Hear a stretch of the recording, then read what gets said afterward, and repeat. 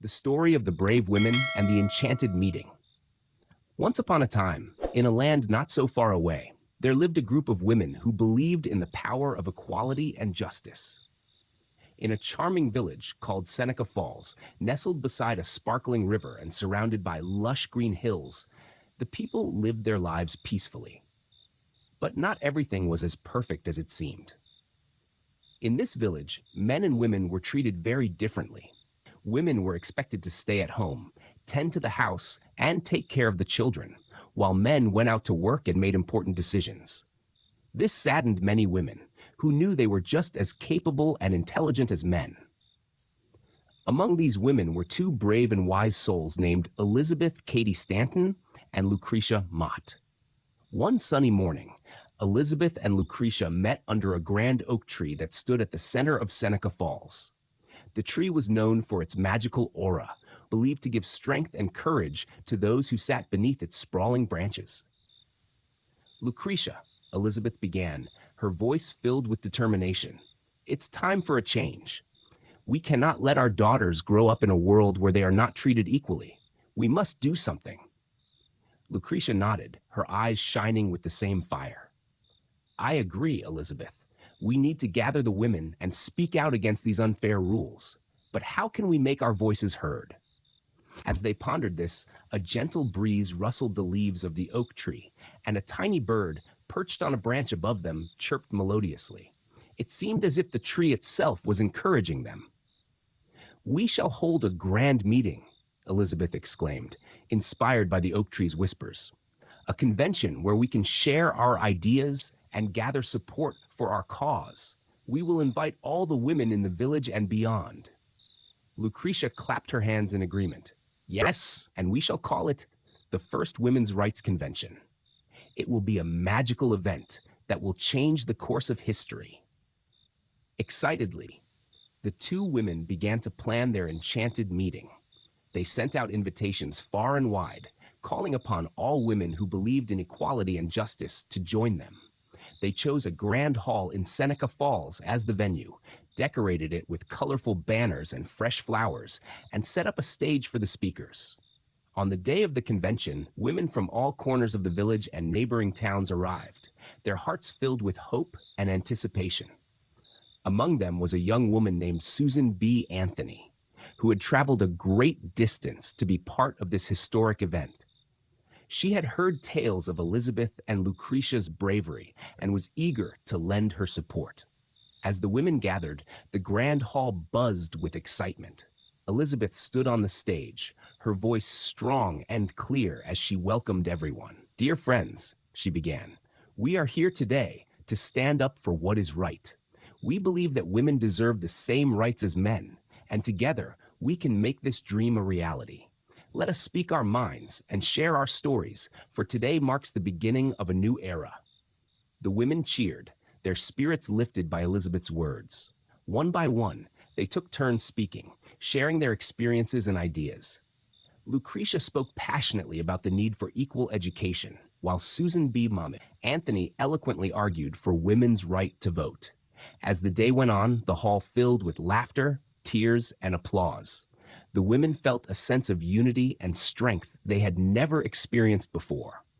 It was as if the grand oak tree's magic had spread to each of them, giving them the courage to fight for their rights. But just as the convention was reaching its peak, a sudden commotion arose. The doors of the grand hall burst open, and a group of stern-faced men entered, led by a grumpy old man named Mr. Grumbleton.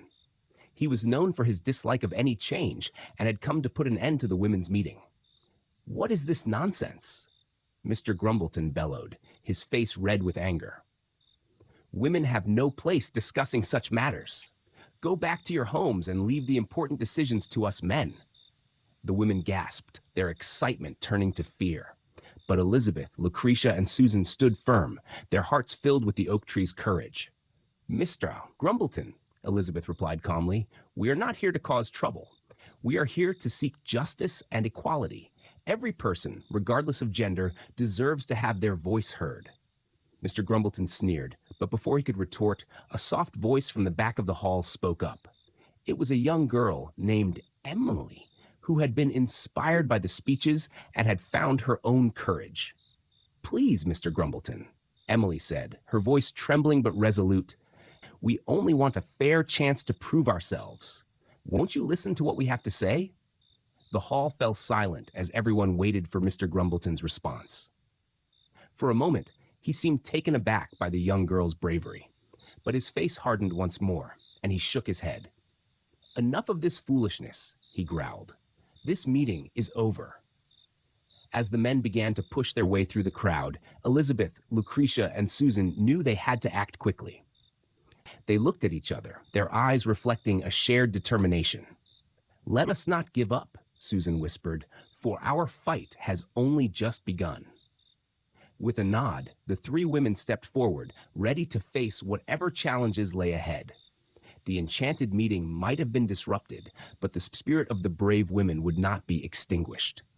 And so, the story of the courageous women of Seneca Falls continued, their hearts united by the magic of the grand oak tree and their unwavering belief in a brighter future. The Grand Hall of Seneca Falls was in chaos as Mr. Grumbleton and his men attempted to disperse the gathering of women. But Elizabeth, Lucretia, and Susan remained steadfast, their determination shining brighter than ever. As Mr. Grumbleton's voice echoed through the hall, Elizabeth raised her hand, calling for silence. "Please, everyone, calm down," she said, her voice carrying a sense of authority. "We must remember why we are here. We are here for justice, for equality, and for the future of our daughters." The crowd quieted, and Mr. Grumbleton paused, curious to see what Elizabeth would do next. She turned to him, her eyes unwavering. "Mr. Grumbleton, you may not agree with us, but surely you can understand our desire for a fair and just world. Will you at least hear us out?" Mr. Grumbleton frowned, but before he could respond, another voice spoke up. It was Frederick Douglass, a respected man who had come to support the women's cause. "Mr. Grumbleton," Frederick said calmly, "I have seen the power of change. I have fought for the rights of my own people, and I stand with these women in their fight for equality. It is not weakness to listen. It is strength." The room held its breath as Mr. Grumbleton looked from Frederick to Elizabeth. Finally, with a begrudging nod, he stepped back. "You have 10 minutes, he grumbled. "Speak your piece." Elizabeth, Lucretia, and Susan exchanged relieved glances. Elizabeth stepped forward, her voice filled with conviction. "Thank you, Mr. Grumbleton. We believe that all people, regardless of gender, deserve the right to vote, to receive an education, and to have a voice in their communities. We are not asking for special treatment, only for equal treatment." Lucretia added, "We want to create a world where our daughters can grow up knowing they have the same opportunities as our sons. This is not just for us, but for future generations." Susan spoke last, her words carrying the weight of their shared dreams. "We are strong, capable, and deserving of the same rights as any man. Together, we can build a better, fairer world." The women in the audience cheered, their spirits lifted by the powerful speeches. Even Mr. Grumbleton seemed to soften, if only a little. But the real magic happened when young Emily stepped forward once more. "Mr. Grumbleton," Emily said, her voice clear and steady, "my friends and I want to grow up in a world where we can be anything we want to be. Please, let us have that chance." The hall fell silent again as everyone waited for Mr. Grumbleton's reaction. He looked at Emily, then at the women who had spoken so passionately. With a heavy sigh, he finally spoke. "Perhaps," he said slowly, "it is time for a change. I will not stand in your way, but know this. You must prove that you are worthy of the rights you seek." The women erupted in applause, their joy and relief palpable. Elizabeth, Lucretia, and Susan beamed with pride and gratitude. "Thank you, Mr. Grumbleton," Elizabeth said sincerely. "We will not disappoint you." As the men left the hall, the women continued their meeting, energized by the small victory. They discussed plans for future conventions, strategies to gain more support, and ways to educate the community about their cause. Days turned into weeks, and the women of Seneca Falls worked tirelessly to spread their message. They faced many challenges and obstacles, but they never gave up.